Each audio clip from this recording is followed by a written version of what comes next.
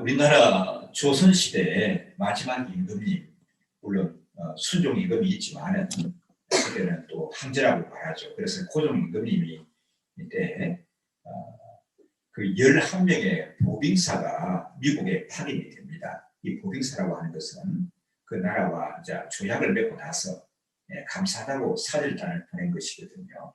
그때가 1883년 9월이었습니다.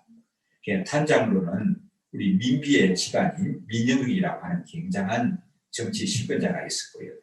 함께 수행했던 사람들이 우리 개화파로 유명한 홍영식, 또 서광범, 또 육일중 같은 대단한 분들이었습니다.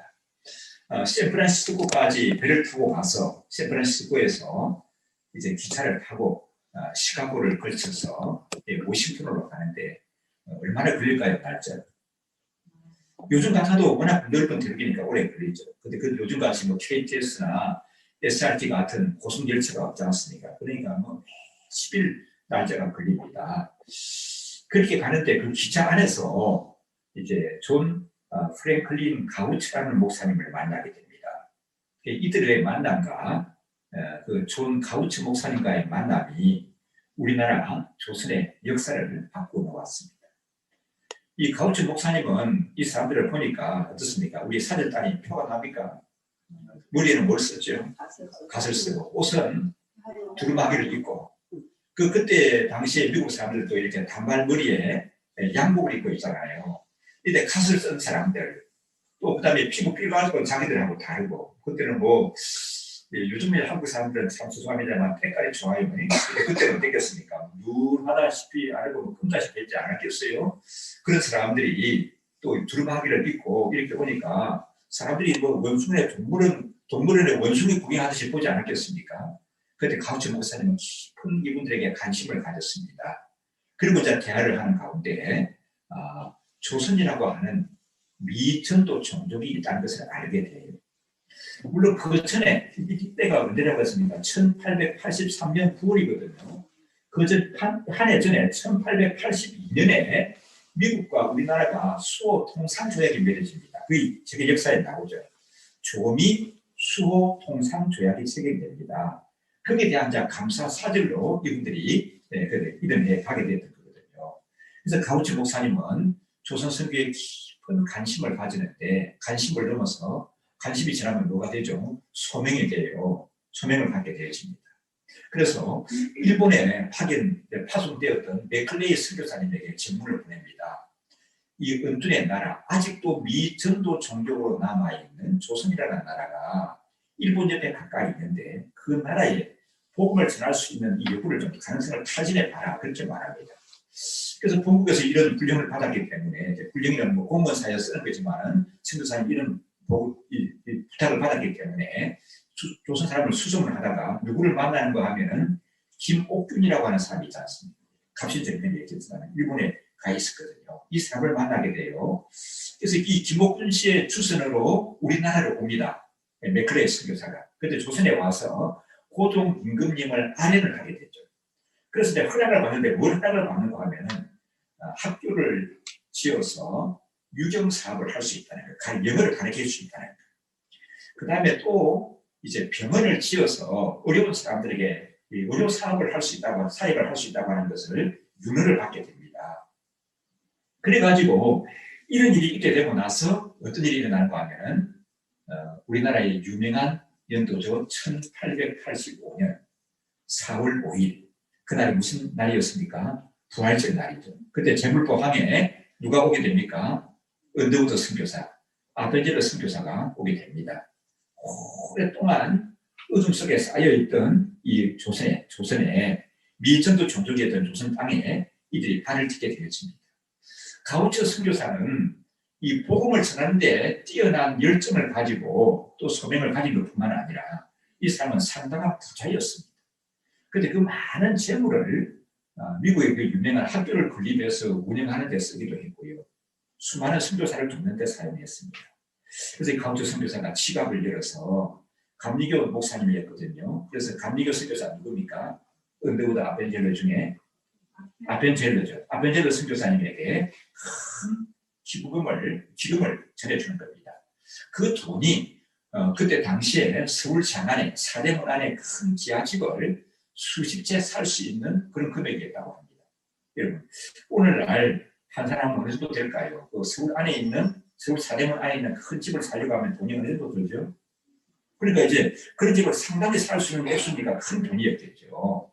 그래서 그 기금이 어디에 쓰여지는가 하면은 그 유명한 배제학당을 건립하는 데 쓰면 됩니다. 우리나라에서 배제학당이 끼치는 영향 엄청나죠. 우리나라 국부라고 불리우치는 이승만 박사라든지 또 이렇게 대단한 우리나라의 선각가들이 거진 다 배제학당 출신들이죠. 그리고요, 또 그 돈의 일부가 어디에 쓰이는가 하면은 정동 감리교회를 건축한 데 쓰이게 됩니다. 이 감리교회 중에서 제일 먼저 세워진 교회가 정동 감리교회거든요. 그 정동 감리교회를 통해서 얼마나 훌륭한 일이 있었습니다. 언더우드 선교사, 아벤젤러 선교사는 너무나도 유명한 사람들입니다. 그런데 그 배후에 누가 계시다고요? 존 가우치 목사님 같은 훌륭한 분이 계셔서 그런 사역이 있게 되었습니다. 여러분, 이 내용은, 이 역사적인 사실은 우리 한국 교회사 책에 나오는 내용입니다. 한국 교회사 책의 교과서에 나와요. 그래서 저도 신학교 다니면서 이것을 공부했는데 그냥 얼핏 지나가버리고 말았습니다. 근데 여기에 대해서 보다 더 세세하게 관심을 갖고 알게 되었던 게, 여러분 기억하실지 모르겠어요. 2년 전의 일이니까. 2년 전에 우리 성도들이 예원 가족의 날 행사로 운동회로 안 하고 일일 여행을 갔습니다. 그때 어디를 갔던가요? 2년 전에 여러분? 충청남도 바닷가에 있는 마량이라고 하는 폭으로 가신 적이 있죠. 그래서 여러분 제일 기억나는 게 무엇입니까? 맛있게 광어회를 드셨다고 기억나십니다. 맛있게 광어회를 드시기도 했지만 그 보니까 최초의 성경 전래지라고 하는 그런 기념관이 있었죠. 그리고 또 아벤젤러 선교사 순직 기념관이 있었습니다. 또 뭐가 있었는가 하면 조그마한 가우처 선교사 홀이 있었어요. 그게 우리가 참 은혜롭게 잘 다녔는데, 그때 제가 그 답사를 갔을 때 이 가우처 선교사에 대해서 흔히 하는 말로 꽂히게 되었습니다. 대단한 선교 열정, 또 물질, 그분이 흔한 그 물질이 이렇게 우리나라 대한민국의 초석을 이루는데 이렇게 쓰임받게 되었던 거예요. 그래서 한 사람의 선교 열정, 또 참 하나님 앞에 드린 그 귀한 물질들이 이와 같이 쓰임을 받는 거예요. 그래서 그때 이후로 저는 마음속에 소원이 생겼습니다. 하나님, 나에게도 물질을 좀 주시면 좋겠어. 나도 하나님 좀 부자가 되었으면 좋겠네요. 그럼 이런 일에 좀 쓰고 싶을 건데요 하는 그런 마음이 있게 됐습니다. 여러분, 오늘 본문으로 돌아가서 오늘 말씀을 보시면 우리 예수님은 이 땅에 계실 때 참 바쁘시거든요. 그렇죠?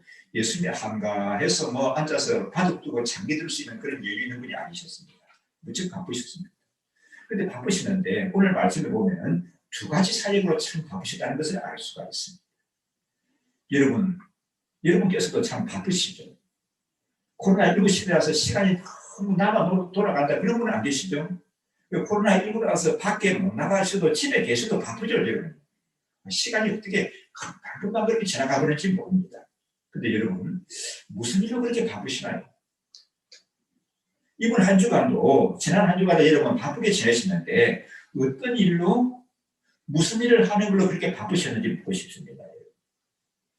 직장 일 때문에, 아니면 아이들은 밀린 숙제하느라고, 또 아니면 집안 청소하느라고, 또 장부 정리한다고, 책을 읽는다고 여러 가지로 바쁘셨을 것입니다. 오늘 말씀 속에 나오는 예수님은 바쁘셨는데 어떤 일로 바쁘셨는가 하게 되면, 우리 35절 말씀 한번 보실까요? 함께 읽습니다.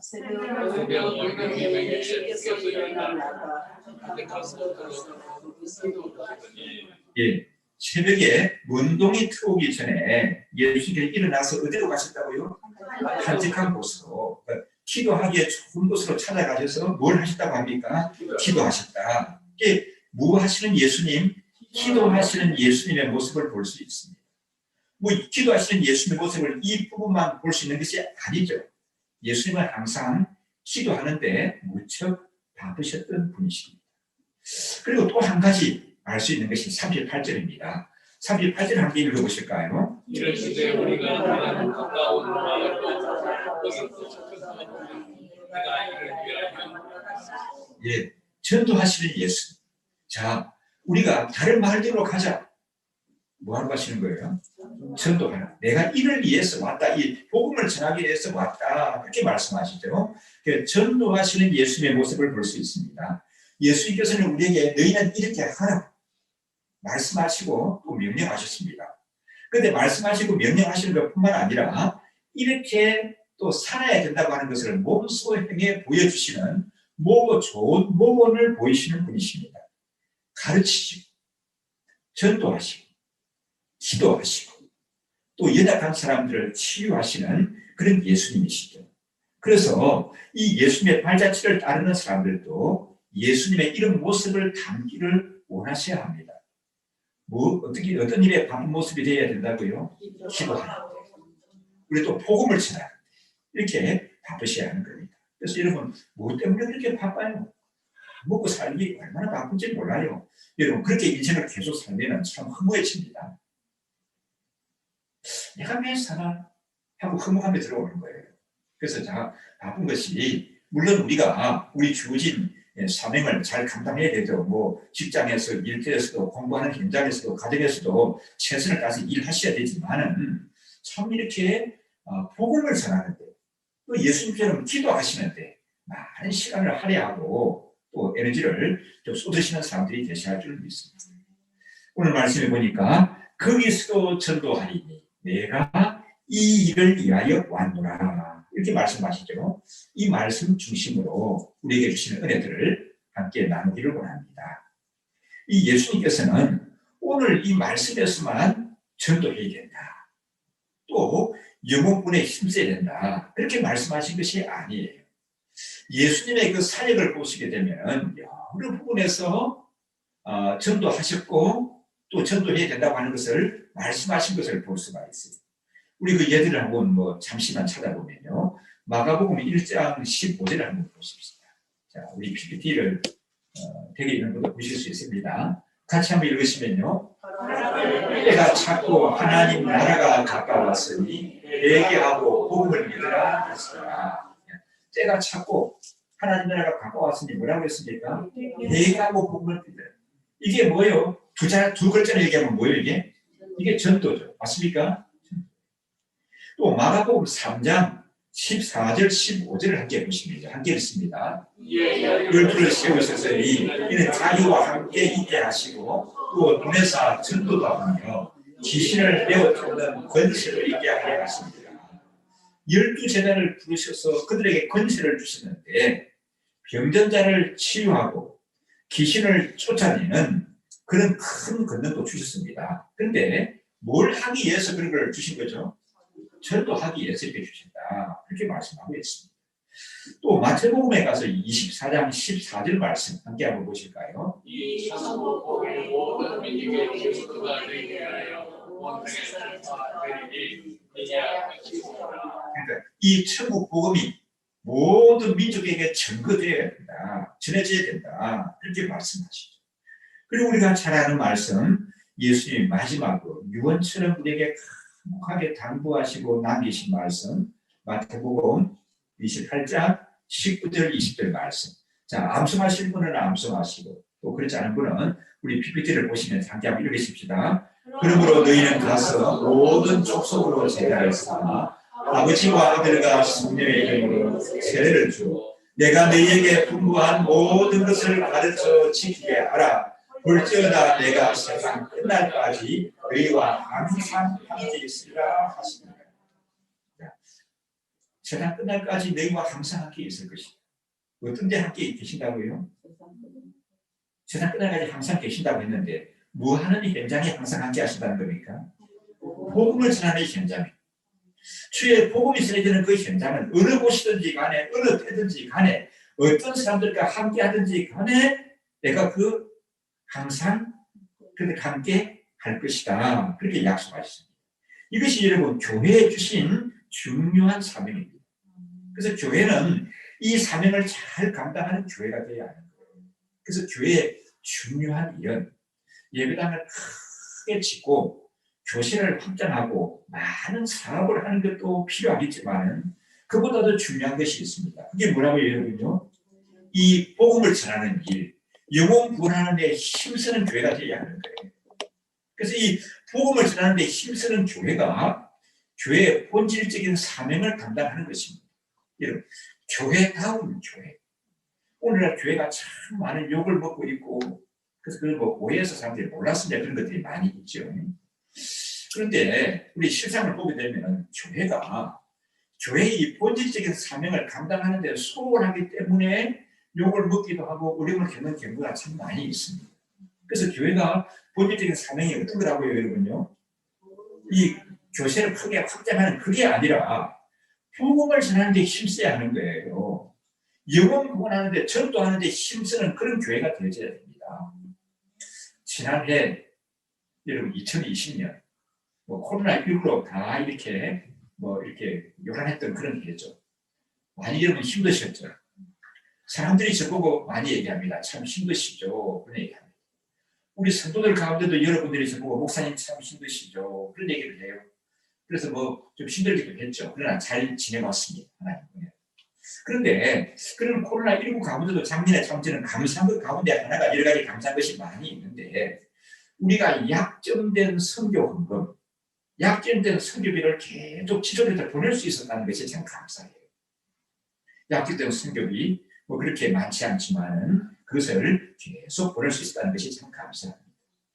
교회가 이 사명을 잘 감당할 때 하나님께서 은혜를 부어주시고 흔히 우리가 원하고 말하는 부흥이라고 하는 이런 놀라운 사실들을 경험하게 되어지는 줄 믿습니다. 그리고 이 사명을 교회가 잘 감당할 때 그 나라와 민족도 하나님 앞에 쓰임받게 되는 거예요. 자주 말씀드리지만 복음의 무슨 진이라고 얘기합니까? 복음이 쭉 이 세계 온 지구상을 이렇게 쭉 돌지 않습니까? 그걸 복음의 무슨 진이라고 했죠? 복음의 동진, 서진, 복음의 서진이라고 했죠. 예루살렘에서 시작된 이 복음이 로마로 가는 거예요. 그때 로마가 세계를 호령합니다. 로마 땅에 주의 복음이 있을 때 이 복음이 세계를 호령하게 됩니다. 이 게르만 민족은 역사에 보면 호랑키라고 그러더래요. 이 게르만 민족에게 복음이 전해지니까 게르만 민족이 세계에서 굉장히 두각을 드러내게 돼요.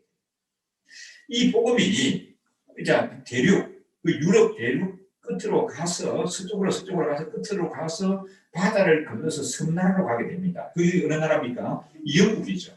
그래서 영국에 가서 복음이 융성하게 부흥했을 때 대영 제국은 세계를 호령하게 됩니다. 그래서 우리 유명한 말이 있죠. 대영 제국의 국기가 유니온 잭이죠. 유니온 잭은 뭐가 지지 않는다. 해가 지지 않는다. 세계 5대양 6대주 어느 곳에서나 대영 제국의 깃발이 휘날린다고 그렇게 말했지 않습니까? 그런데 이 복음이 또 대서양을 건너서 아메리카로 가게 됩니다. 그래서 오늘날 여기까지 그 미국이 세계 경찰 국가 역할을 하고 있는 거예요. 옛날에는 모든 길은 어디로 통한다고 했습니까? 로마로 통한다. 오늘날은 모든 길은 어디로 통한다고 말하는 게 맞죠? 미국으로 통한다는 말이 맞아요, 틀려요? 모든 면에 있어요. 과학, 문화, 정치, 경제, 예술, 학문, 음악 모든 면에 있어서 IT 또 미래과학, 우주, 항공 이런 것이 다 있어도 모든 길은 미국을 통한다 해도 과언이 아닙니다.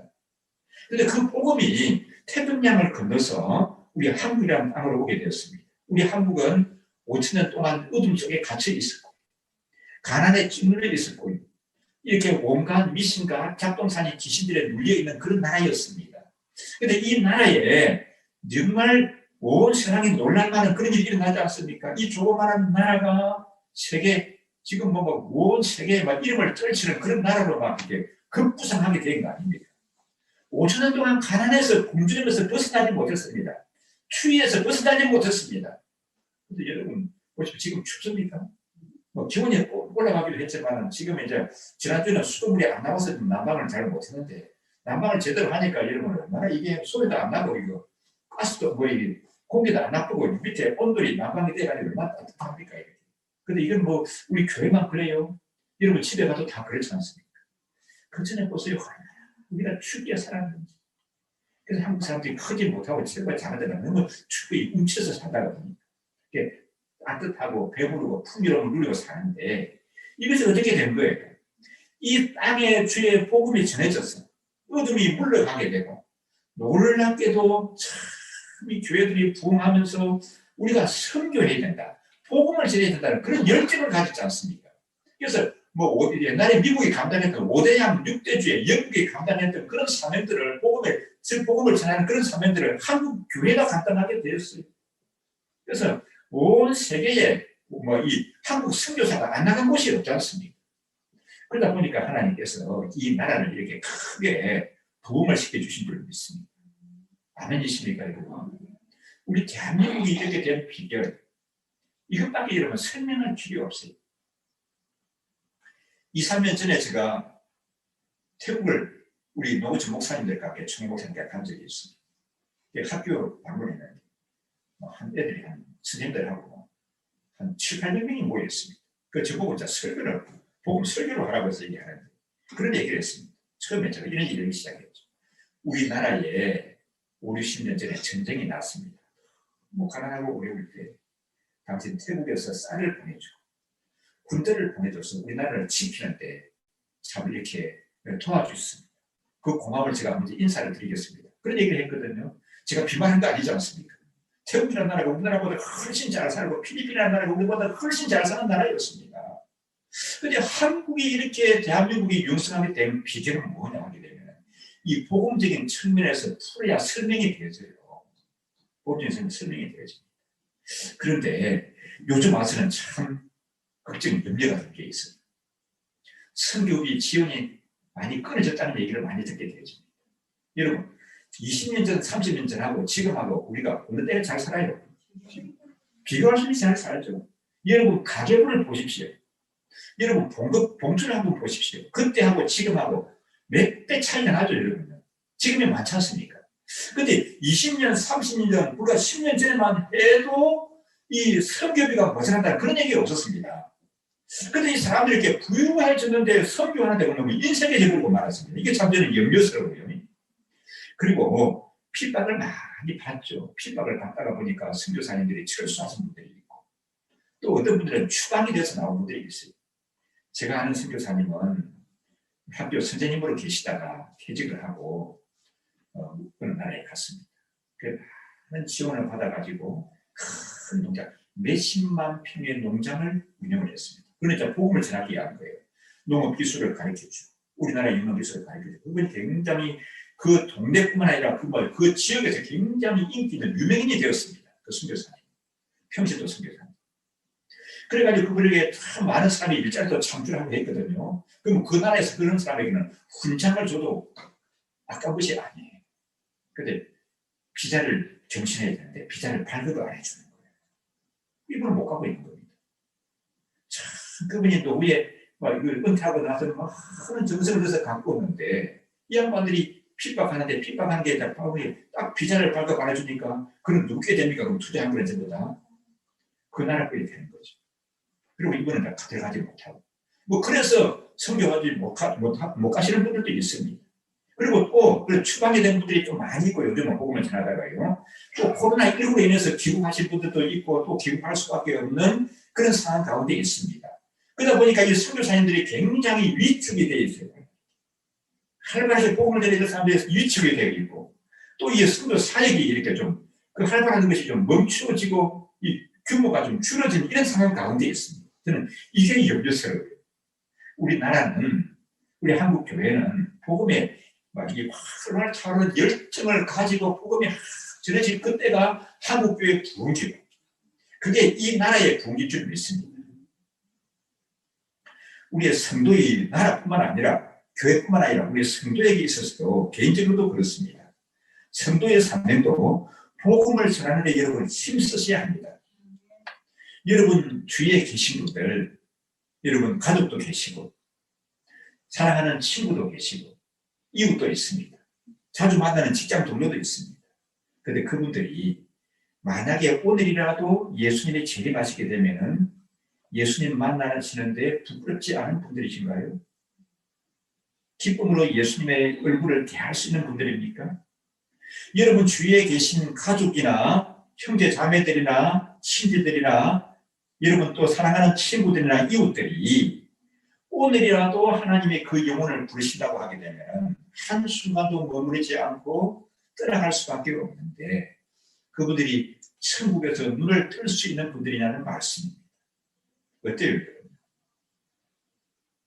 지난 주간에 칼럼에도 썼습니다만 저희 아버지 같은 큰 형님께서 하나님의 부르심을 받았습니다. 참 건강하셔서 좀 더 계실 줄 알았는데 너무 서운해요. 어른들이 그런 얘기 하죠. 형제가 떠나는 것은 또 부모님이 떠나는 것과는 더 다른 서운함이 있다 하는데 그게 참 실감이 나요. 그런데 이 천국 가신다는 사실이 이유가 돼요. 또 천국에서 다시 만날 수 있다고 하는 이 사실이 이유가 됩니다. 만약에 이게 천국에서 만난다, 천국 가신다는 이런 확신이 없으면 이 못 견딜 것 같아요. 이렇게 천국 갔다는 확신, 천국에서 만난다는 이 사실이 이유가 되어지는 거거든요. 여러분, 주위에 사랑하는 분들 많이 계시죠. 여러분들에게 참 귀한 분들 많이 계시죠. 그분들에게 해줄 수 있는 가장 좋은 선물은 예수님을 만나게 하는 것입니다.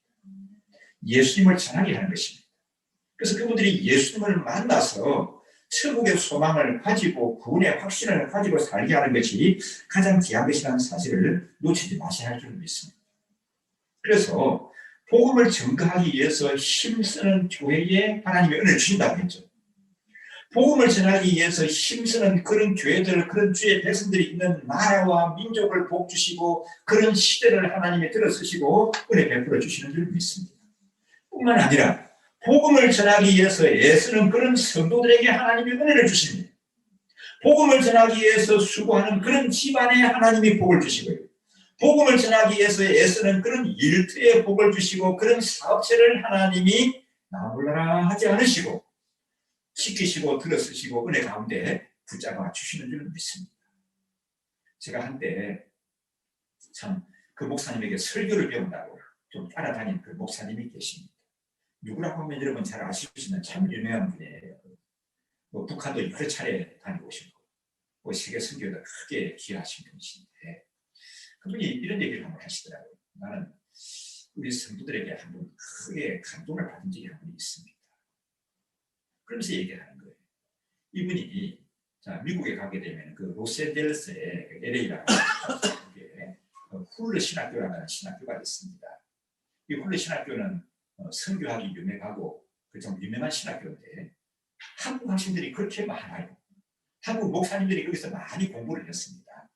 그런데 이 목사님이 보니까 대다수 학생들이 한국 학생들인데 그 일본 학생들이 머무는 일본관이 있더래요. 일본관이 있더래요. 거기서 이제 일본 학생들이 이제 공부도 하고 뭐 정보도 나누고 있는 겁니다. 또 다른 나라도 이렇게 있는데 한국 학생들이 제일 많은데 한국관이 없더라는 거예요. 자, 어떻게 하든지 한국관을 이 홀로 신학교에 하나 세우는 게 좋겠다 싶은 생각이 들어서 그런데 마치 한 집사님이 생각이 나더래요. 지금은 그분이 장로님이신데 그때 집사님이었어요. 그래서 이렇게 얘기했대요. 집사님에게 집사님 내가 홀로 신학교 와서 공부도 하고 연구도 하는데 우리 한국 교회를 위해서 그 홀로 신학교에 한국관이 마련되는 건 너무 필요한 것입니다. 근데 그걸 집사님이 좀 중심이 되어서 뭐 뜨지는 분들과 의논해서 한번 좀 마련하지 못하겠습니까? 예, 알아보니까 비용은 그때 당시에 우리 돈으로 한 10억, 그 미국 돈으로 100만 달러가 든다는 거죠. 100만 달러가 소요된다고 합니다. 그러니까 이분이 그 말씀을 듣더니만 한 얘기가 목사님, 죄송하지만 제가 성경 한 절 찾아봐도 되겠습니까? 목사님이 그때 순간에는 좀 별난 사람이다. 목사님 이렇게 얘기하면 예라고 하든지 뭐 우리는 거절하든지 아니면 생각해 보겠습니다. 기도하겠습니다 한다든지 그런데 대단 목사님 앞에 세워놓고 성경 한 절 읽어보겠습니다 한다니까 이 참 별난 사람이 그렇게 하시지 하니까 이분이 성경을 딱 찾아서 이런 게 뭔가 하면은 예수님이 최후의 만찬을 베푸실 때 이렇게 말하죠. 건너편으로 가게 되면 우리 나귀가 사람이 타고자 하는 나귀가 있다. 그 나귀를 끌고 가라고 그러죠. 그래서 사람들이 나타나서 야 나귀를 왜 끌고 가느냐 하면 뭐라고 얘기하라고요? 주가 쓰시겠다고. 이분이 주가 쓰시겠다고 하는데 내가 누구하고 그러합니까? 목사님 제가 하겠습니다. 와 그때 목사님이 이분에게 너무 감동을 받았다는 그런 얘기를 하더라고요. 그래서 홀로 신학교에 선교관이 마련되었습니다. 이분이 장로님이 됐는데 김시성을 가진 분입니다. 누구라고 얘기하면 여러분 아실 수 있는 분이에요. 물론 물질적인 여유가 있으니까 그런 일도 하지만은 또 그렇게 하나님께 헌신된 삶을 가지고 복음을 전하는데 쓰임을 받는 사업체가 되니까 하나님께서 놀랍게 은혜를 부어주시는 거예요. 그래서 쓰시는 겁니다. 그래서 우리 여러분의 일터가 사업체가 하나님 앞에 귀하게 되는 쓰임 받기를 원합니다. 여러분도 간절히 그런 원함이 있으시죠. 또 여러분뿐만 아니라 우리 성도들도 그런 원함이 있어요. 우리 그래서 중보기도 할 때마다 우리 성도들 사업체에 대해서 기도하는 줄 알고 있는데 우리 성도들의 사업체가 귀하게 쓰임 받기를 원합니다. 귀하게 쓰임 받기를 원하신다면 이런 마음을 가지셔야 하는 거예요. 이 사업체를 통해서 많은 물질을 내가 가지기를 원한다. 그 자체가 목적이 되면 안 됩니다. 그럼 뭐가 목적이 되어야 됩니까? 이 사업체를 통해서 내가 주의 복음을 전하는 데 쓰임 받기를 원합니다. 우리의 이 사업체가 내 일터가 주의 복음을 전하고 하나님 나라가 확장되는 데 쓰임 받기를 원합니다. 이런 마음을 가지고 기도하고 그런 정신을 가지고 그런 사명을 가지고 나가게 될 때 분명히 하나님께서 그 일터에 복을 더하여 주실 줄 믿습니다. 하나님께서 분명히 그 사업체의 지경을 넓히시고 복 주시는 은혜, 들어쓰시는 은혜 더하여 주실 줄 믿습니다. 개인이나 교회나 국가나 이런 사명을 가지고 나아갈 때 하나님의 은혜를 주시는 거예요. 보십시다. 예수님이 뭐라고 말씀하십니까? 오늘 말씀해 보니까 제자들이 뭐라고 얘기하십니까? 다른 말로 가자. 거기 가서 내가 뭐 할 거라고요? 복음을 전할 것이다. 전도할 것이다. 내가 왜 왔다고요? 이 일을 위해서 내가 이 땅에 왔노라. 그렇게 예수님이 말씀하시지 않습니까? 그러니까 우리 예수님의 관심이 어디에 있는지, 예수님의 시선이 어디로 향하는지 거기에 관심을 가지고 나아가는 사람을 하나님은 들어 쓰시는 거예요. 그런 교회를 들어 쓰시는 줄 믿습니다. 그런 사업체를 들어 쓰시고 그런 일터에 하나님의 은혜를 더해 주시는 줄 믿습니다. 요즘 살아가는 이 세상이 참 어지럽습니다. 요 근래에 와서 우리 한국 교회가 굉장히 핍박을 받아요. 욕을 많이 먹고 있습니다. 인터넷에 보게 되면 입에도 담지 못할 욕을 교회를 하면서 하는 사람들이 그렇게 많아요. 그 대부분 보게 되면 이 교회를 잘못 알고 오해해서 그런 경우들이 많이 있습니다. 성도들이 또 핍박을 받는데 그래도 우리 성도들은 우리 교회는 어떻게 해야 됩니까? 그들 관계 한번 해볼 때까지 한번 해보는 겁니다. 이렇게. 그게 맞는 태도일까요? 그들을 품고 기도하고 그들에게 복음을 전해야 합니다. 왜 그런 거 하게 되면은 가만 보면 그분들이 교회를 잘 몰라서 그러는 거예요. 예수님을 잘 몰라서 그러는 거예요. 성도를 잘 몰라서 욕하고 비난하고 핍박하고 뭐 이렇게 또 몰아가는 거거든요. 그래서 한 주간 지나는 가운데 그 말씀이 생각이 납니다. 저분들이 잘 몰라서 그러는 겁니다. 예수님께서도 그 말씀을 하시죠. 십자가를 지시고 큰 고통 가운데 있을 때 밑에서 사람들은 예수님이 입었던 옷을 제비뽑기가 나누어 가진다고 가진 모욕을 다 하고 막 곱씹이지 않습니까? 그런데 예수님께서는 그들을 향해서 분한 생각 안 가지시고 뭐라고 말씀하시죠? 기도하시지 않습니까? 십자가에서 남기신 7가지 말씀 가운데 첫 번째 말씀, 아버지요 저들을 용서하여 주옵소서. 저들은 지금 저들이 무슨 짓을 하는지 알지 못하고 있습니다. 저들은 무슨 짓을 하는지 알지 못하기 때문에 지금 저러고 있는 겁니다. 저들을 하나님 용서해 주십시오. 예수님 그렇게 기도하시지 않습니까? 우리 누가복음 23장 34절의 말씀이죠. 함께 한번 PPT 보시면요. 누가복음 23장 34절 말씀 함께 읽겠습니다. 예수께서 가라사대 아버지여 저희를 사하여 주옵소서 자기의 하는 것을 알지 못함이니이다 하시더라.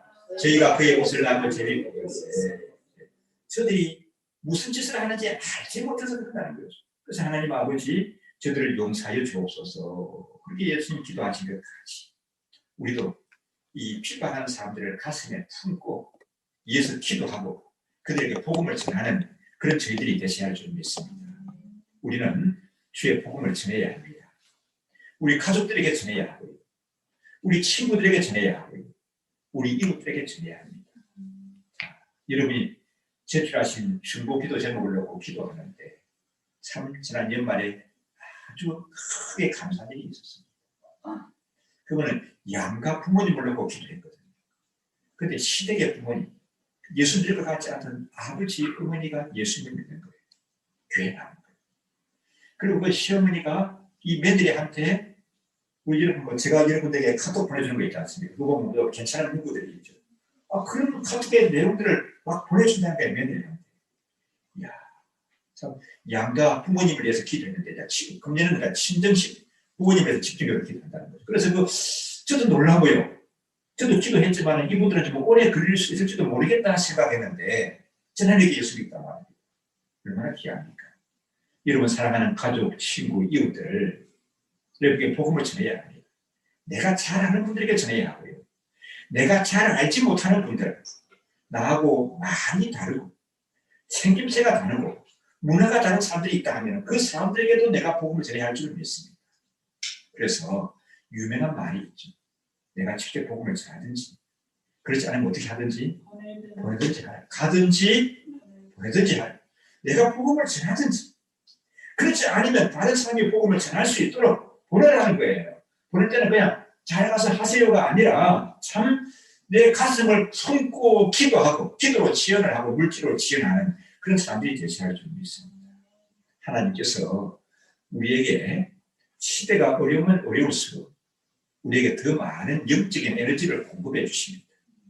영적인 힘을 부어주시는 줄 믿습니다. 우리 2021년은 이 코로나19를 이기면서 살아가는 그런 성들이 되셔야 하는데 그래서 시리즈로 말씀을 드렸습니다. 하나님의 은혜가 우리에게 충전되는 방법, 하나님의 은혜가 우리에게 지속되는 길은 뭐라고 했습니까? 첫째, 참다운 예배자가 되는 거예요. 두 번째 뭐라고 했습니까? 뭘 가까이 하라고요? 말씀을 가까이 하는 겁니다. 지난 주일날 본 것 같이 또 뭐 하는 사람이 되어야 한다고요? 깨어서 기도하는 사람이 되셔야 하는 거예요.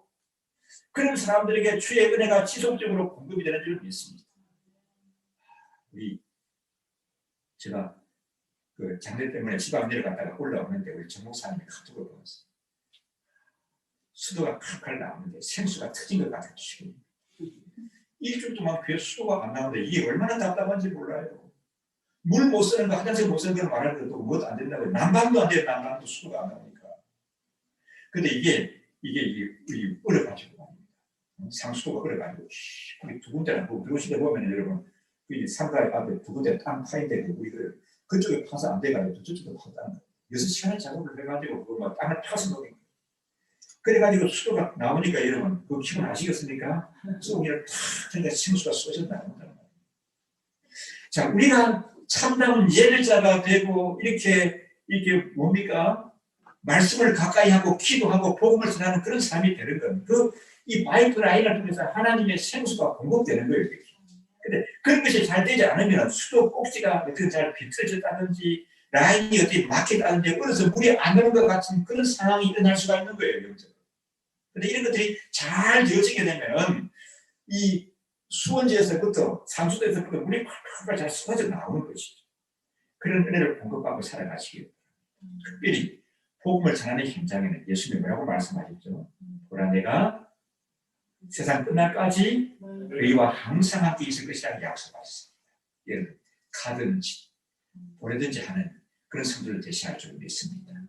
함께 우리 기도하시는데 기도하신 후에 우리 2021년 선교헌금을 작정하는데 여러분 참 성령께서 감동하시는 대로 월 단위로 작정해 주시면 좋겠고요. 우리 공부하는 학생들이라고 되면 한 달에 1,000원을 해도 좋습니다. 한 달에 2,000원도 좋습니다. 한 달에 1,000원, 2,000원이 어려운 학생들은 한 달에 500원을 헌금해도 괜찮습니다. 주님 참 이렇게 믿음으로 이렇게 선교하게 될 때 우리는 보내는 선교사로 사명을 감당하게 될 때 하나님이 우리의 기도와 물질을 통해서 가우치 목사님을 통해서 대한민국에 놀라운 은혜를 주신 것 같아요. 이런 귀한 역사하신들을 베풀어 주실 줄 믿습니다. 함께 우리 한번 합심해서 기도하십시다. 하나님 아버지 주의 복음을 전하는 사람들에게 하소서. 가든지 보내든지 하라고 했는데 가까운 사람들에게 참 복음을 전하는 데 힘쓰게 하시고 내 기도 속에 참 이 영혼뿐에 있게 하시고 하나님 아버지여 또 내가 물질로도 기도로도 후원하는 함께하는 사람이 되게 하여 주옵소서. 기도하겠습니다. 하나님 아버지 감사합니다.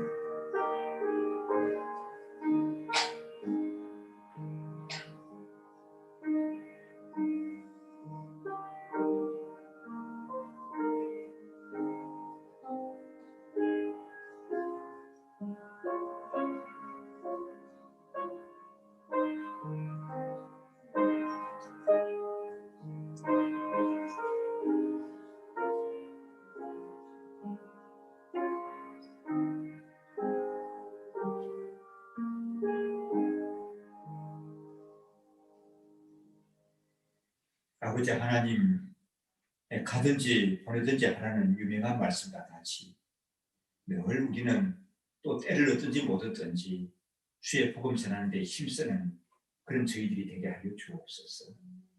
그리고 또 우리 가까이 있지 않은 분들에게 있어서는 보내는 선교사가 되게 도와주시옵기 원합니다. 늘 기도하게 하시고 또 물질로도 지원하고 후원하는 그런 저희들 되게 하여 주옵소서. 우리가 오늘 이런 큰 은혜를 누리고 살아가는 것은 누군가가 나에게 복음을 전해준 사람이 있었기 때문입니다. 우리 모두는 복음의 빚진 자인데 이 사명 잘 감당하는 그런 신령들 되게 도와주시옵소서. 감사드리옵고 예수님 이름으로 기도드리옵나이다. 아멘. 그리고 선교 헌금 이렇게 작정하셔서 이름을 쓰시고 나가시면서 헌금함에 넣어주시면 좋겠습니다. 함께 우리 일어서셔서 찬송하시는데 댁에서 예배를 드리는 분들도 같이 일어서서 찬양해 주시기 바랍니다.